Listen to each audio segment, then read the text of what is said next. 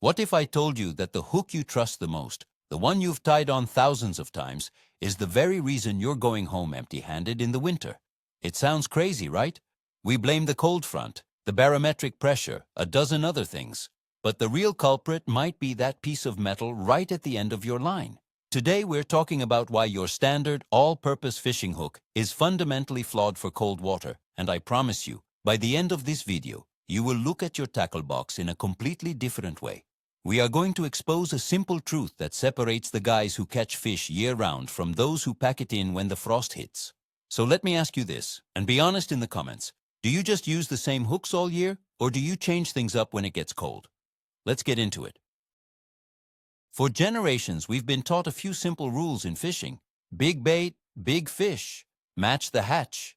And maybe the most ingrained one of all, a hook is just a hook. You pick a size that fits your plastic worm and you go fishing. It works in the spring, it works in the summer, so why on earth would it stop working in the winter? This belief is reinforced everywhere we look.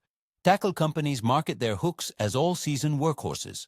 The pros we watch on TV are usually fishing in warm weather tournaments, slinging big baits on big beefy hooks.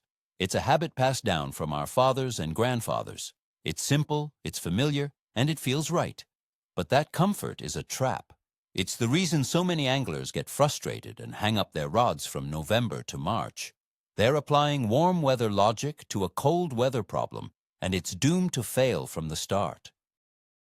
First, let's talk about the cold water reality. We need to get this straight before anything else makes sense. When water temperatures plummet, a fish's metabolism grinds almost to a halt. They are cold-blooded animals, and their entire system slows down to conserve energy. They're not going to rocket across a flat to chase down your spinnerbait. They won't violently crush a topwater lure. They transition from being aggressive predators to being opportunistic scavengers. They find a spot where they can use the least amount of energy possible and wait for an easy meal to drift by. Their feeding impulse is still there, but it's muted, lazy. The bite isn't a thump or a tick anymore. It's often just a slight feeling of weight, a mushy sensation. Because the fish isn't attacking your bait, it's just gently inhaling it. This change from a violent strike to a passive inhalation is the single most important factor, and it's what makes your standard hook a liability. Now let's look at that old-school hook. Picture the most common hook in your tackle box. It's probably a 3/0 or 4/0 extra wide gap or a standard offset worm hook. It has a thick wire, a sturdy construction, and it's designed to withstand a powerful, boat-flipping hook set and a brutal fight with a big fish in heavy cover. It is, by all accounts, an excellent piece of engineering for its intended purpose. And that purpose is summer fishing. It's built for 75-degree water where a base has the metabolism of a professional athlete and hits your bait like a freight train. It's designed to be driven home with force when a fish grabs a lure and swims off with it. Every aspect of its design, the thick gauge, the wide gap, the heavy weight, is optimized for an aggressive bite from an aggressive fish. It's a tool for a specific job, but we've been mistakenly using it for every job all year long. This leads us to problem number 1, the simple physics of the bite. A lethargic cold water fish barely opens its mouth to feed. As we said, it creates a small vacuum with its gills and just slurps the bait in. It's a delicate process. Now imagine that big beefy 3/0 EWG hook you're using. The bait might be small and tempting, but it's attached to this large, awkward piece of metal. When that fish tries to inhale the bait, the hook acts as a physical barrier. The hook point might snag on the outside of its mouth, or the wide gap might be too large to clear its lips. The fish feels that unnatural resistance immediately and spits the bait out in a fraction of a second. You might feel a tiny tick and think you missed a bite. The reality is you didn't miss it. The fish never had a chance to properly take the bait in the first place. Your hook was literally too big to fit in its mouth. Here's a real-life example to put it in perspective.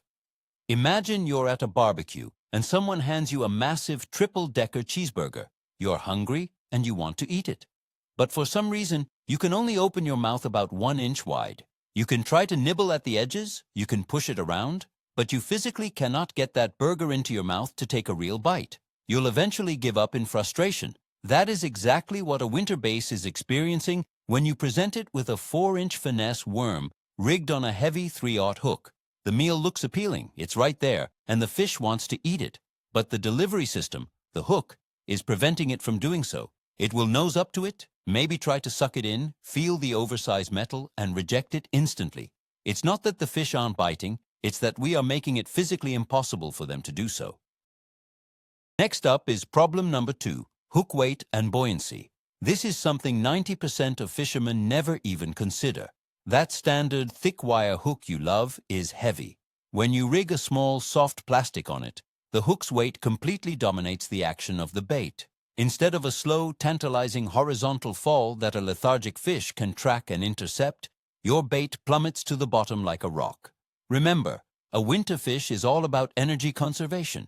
It will not chase a bait that is moving too quickly or falling unnaturally. It's looking for a dying or wounded piece of prey that is barely moving, something it can just drift over to and inhale. Your heavy hook kills that subtle, natural presentation. It turns a finesse worm that should quiver and dance into a lifeless piece of lead. The fish sees this thing dropping through the water column way too fast, and its brain, hardwired for efficiency, says, nope, that's not right, too much effort, and it simply ignores it. So let's talk more about bait presentation, because this is where the magic happens. We spend hundreds of dollars on rods and reels. We obsess over the perfect shade of green pumpkin for our plastic worms. We argue for hours about whether a crawfish lure should have chartreuse tips on its claws. We fine-tune every single aspect of our presentation, and then, at the very last step, we attach a clumsy, oversized hook that completely negates all our effort. The hook isn't just something that catches the fish. It is the engine that drives your bait's action, especially with finesse techniques. A lighter, finer wire hook allows your bait to behave more naturally. It lets a small worm suspend and hover in the water column. It allows a tiny swim bait to have a subtle shimmy on the fall.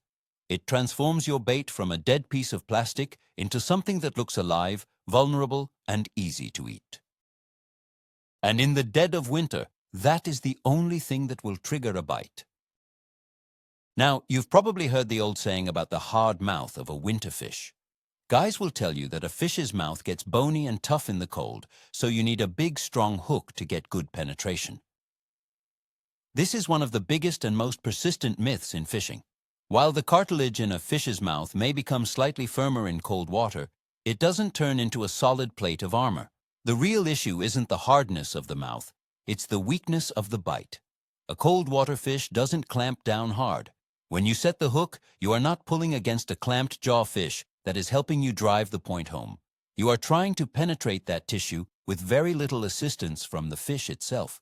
It's like trying to push a nail into a piece of wood versus trying to push it into a piece of wood that's already clamped in a vise. The real problem isn't the hardness of the mouth, but the lack of force on the fish's end.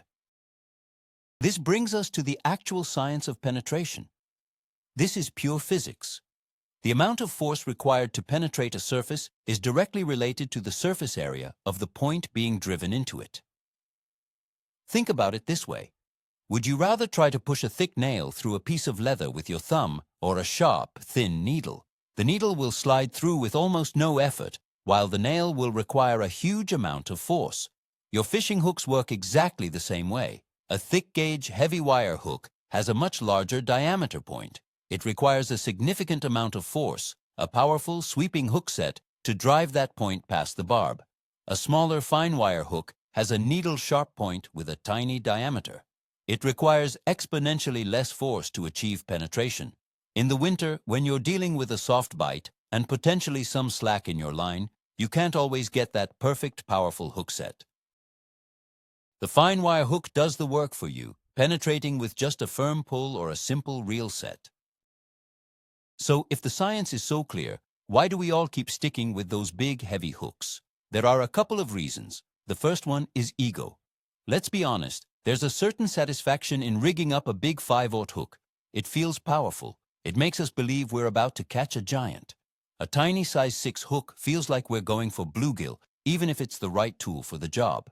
The second reason is habit and marketing. We see our heroes on fishing shows using big tackle because they're often power fishing in warm climates. We buy what they're selling. And finally, there's a genuine fear of failure. We're afraid that a small, thin hook will bend out or break on a big fish. We've been conditioned to believe that heavy duty is always better, so we choose the tool that gives us peace of mind, even if it's costing us dozens of bites. It's a psychological barrier that is tough to overcome. Let's re-examine what we think of as feeling the bite. This is a huge point. On a cold day, you're sitting there, hyper-focused on your line, waiting for that telltale tick. You feel it, you swing for the fences, and you come up with nothing. You think, wow, they're biting really light today. But what if I told you that wasn't a bite at all? What you were feeling was likely a fish trying to inhale your bait, making contact with that big, oversized hook, and immediately rejecting it. That tick wasn't the fish taking the lure, it was the fish bumping into the hook. It's a false positive. You never had a chance. With a smaller, lighter hook, the fish successfully inhales the entire package, bait and hook, without detecting anything unnatural. The bite you feel then is no longer a tick. It's just a strange, mushy weight. Your line starts slowly swimming to the left. That's the real cold water bite, and you can only detect it when the fish has fully committed because your hook allowed it to. So, the downsizing revolution has to start now, right in your tackle box. But I want to be very clear. The solution is not just about grabbing the smallest J-hook you can find. It's about using a different type of hook altogether. We need to shift our thinking from brute force to pure finesse. We're looking for hooks that are specifically designed to be lightweight and have incredible penetration. This means looking at hooks with fine wire construction. These are often labeled as finesse hooks, drop shot hooks, or even some styles of live bait hooks. They are made from high-tech alloys that are both incredibly thin and surprisingly strong. The goal is to find a hook that is so light it has a minimal impact on the bait's action and so sharp that it requires almost no force to set. This is a fundamental shift in your approach to terminal tackle. Let's introduce some of the alternatives that will change your winter fishing game. The first and most obvious choice is a dedicated drop shot hook. These are typically small, in sizes from 4 down to a 1. They have a short shank, a wide gap for its size, and a superfine needle-sharp point. Another fantastic option is what's often called a finesse wide gap hook. It looks like a miniature version of your standard EWG, but it's made with a much thinner wire. Some of the most successful cold water anglers I know even go a step further. They'll use high-quality fly-tying hooks or shiner hooks, which are incredibly light and sharp. Don't be fooled by the small size. A quality size 4 fine wire hook is more than capable of landing a 5 or 6 pound bass, as long as your drag is set correctly. The key is to match the hook size, not to the fish you want to catch, but to the size of the bait you are using and the passive mood of the fish. Let's try to visualize the difference this makes in the water. First, picture your standard rig, a 4-inch Senko on a 3/0 EWG hook. You cast it out. It hits the water and immediately starts plummeting straight down. It has almost no action, no wiggle. It looks like a piece of plastic tied to a rock. A fish sees that unnatural, rapid descent and ignores it. Now picture that same 4-inch Senko, but this time it's wacky rigged on a size 2, fine wire finesse hook. You cast it out. It hits the water and it just hovers. It slowly, tantalizingly shimmies and shakes as it drifts down through the water column, almost weightlessly. It looks like a real dying worm. It stays in the strike zone for 10, maybe 15 seconds longer than the other rig. To a lethargic winter bass, that is an irresistible easy meal. That is the difference between getting ignored and getting eaten. But what about the biggest fear? We have to debunk the "it will bend out" myth once and for all. This is the #1 reason fishermen are hesitant to switch to fine wire hooks. Look, a cheap, poorly made small hook will absolutely bend. But we're talking about modern, high-quality hooks made from high-carbon steel or other advanced alloys. These hooks are forged and chemically sharpened to be both lightweight and incredibly strong. The secret to using them effectively isn't the hook itself, but the rest of your system. You can't use a fine wire hook with a heavy-action broomstick rod and 50-pound braid and expect it not to fail.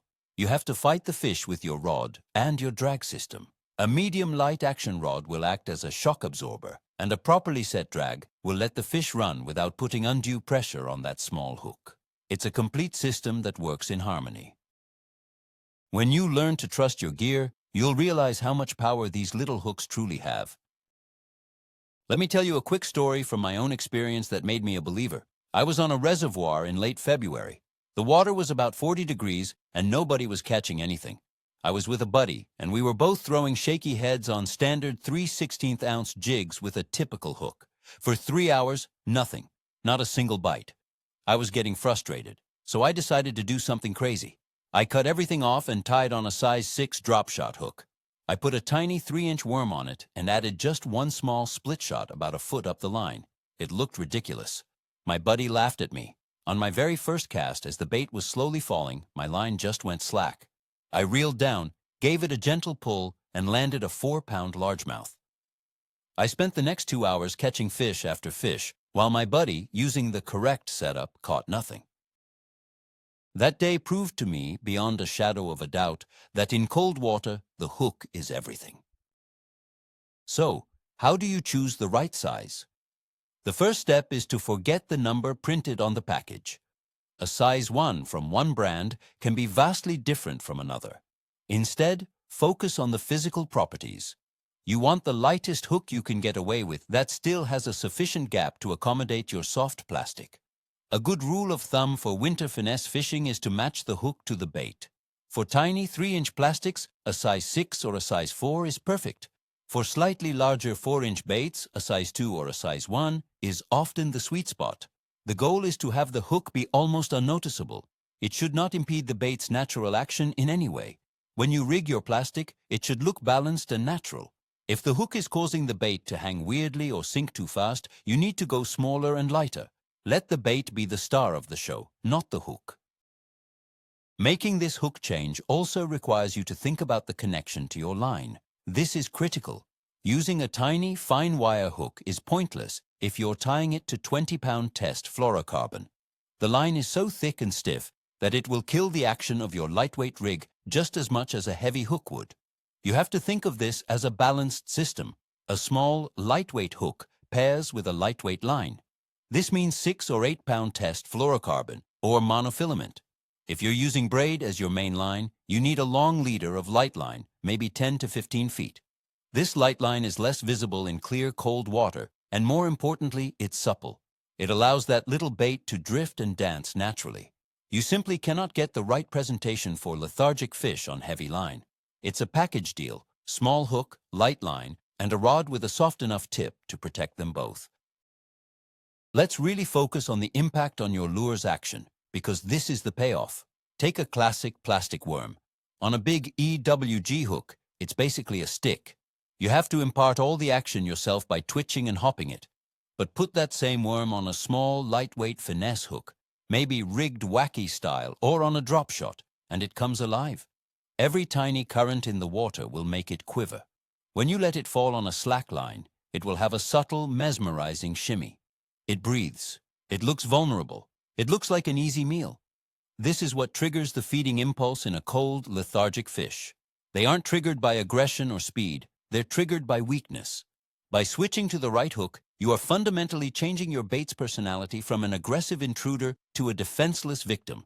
And in the winter, fish always eat the victim. Finally, we have to talk about the psychological barrier. For many experienced anglers, this is the hardest part. Tying on a hook that looks like it belongs on a crappy rig to go bass fishing feels wrong. It goes against everything we've ever learned. We have this voice in our head saying, "What if I hook into a giant? This little thing will never hold." You have to actively fight that instinct. You have to trust the science and trust the modern gear. The truth is, that small hook is not for small fish. It's for smart, finicky, and lethargic fish of all sizes. The biggest bass I have ever caught in water under 45 degrees came on a tiny size 4 hook. It's about outsmarting the fish, not overpowering it. It's about presenting a bait so naturally and so enticingly that the fish can't resist eating it. And that process starts with overcoming your own fear and tying on that tiny little hook. So here is your action plan. I'm not asking you to throw away all your big hooks. I'm asking you to conduct a simple experiment. The next time you go to the tackle shop, buy just one single pack of high-quality, fine wire hooks. Get some size 2 or size 4 drop shot hooks. The next time you're on the water and the bite is tough, rig up one rod with your new lightweight setup. Use your lightest line, put on a small 3 or 4 inch soft plastic. On your other rod, use your standard old-school setup. Fish them both. Pay close attention to the way the bait feels in the water. Pay attention to the action on the fall. I am willing to bet that by the end of the day, the little hook will have outfished the big one 10 to 1. Don't just take my word for it. Let the fish tell you what they want. The results will speak for themselves, and it will change the way you approach cold water fishing forever. So, let's wrap this all up. The big takeaway today is this. The hook you've been trusting all summer is very likely sabotaging your winter fishing. It's too big to fit in a lethargic fish's mouth, it's too heavy and kills your bait's action, and it requires way too much force to get a good hook set on a soft bite. The most shocking aha moment in all of this is realizing that the light bites you thought you were missing probably weren't bites at all. They were rejections. They were fish bumping into a piece of metal they physically couldn't eat. This changes everything because it shifts your entire focus from what lure am I using to how is my lure behaving. You stop being just a fisherman and start thinking like an engineer, optimizing your system for maximum efficiency. Thank you so much for watching. If this video opened your eyes and challenged some old beliefs, do me a favor and hit that like button and subscribe for more content that cuts through the noise. And now I want to hear from you. What's the smallest hook you've ever used to catch a surprisingly big fish? Drop your story in the comments below. Let's prove that size isn't everything.